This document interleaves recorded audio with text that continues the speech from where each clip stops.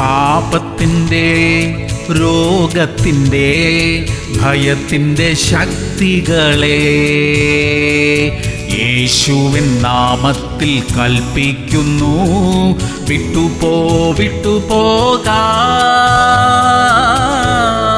ആവർത്തനം 4:7. നമ്മുടെ ദൈവമായ യഹോവയോട് നാം വിളിച്ചപേക്ഷിക്കുമ്പോഴൊക്കെയും അവൻ നമുക്ക് അടുത്തിരിക്കുന്നത് പോലെ ദൈവം ഇത്ര അടുത്തിരിക്കുന്ന ശ്രേഷ്ഠ ജാതി ഏതുള്ളൂ?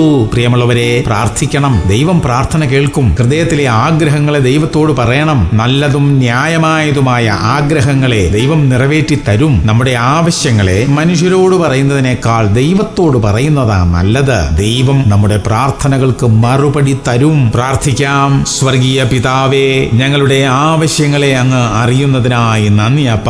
വിവിധങ്ങളായ ഞങ്ങളുടെ വിഷയങ്ങളിൽ അവിടുത്തെ മറുപടി അയക്കണമേ. ഒരു വിടുതൽ തരണമേ കർത്താവേ, യേശു ക്രിസ്തുവിന്റെ നാമത്തിൽ തന്നെ. ആമേൻ, ആമേൻ, ആമേൻ.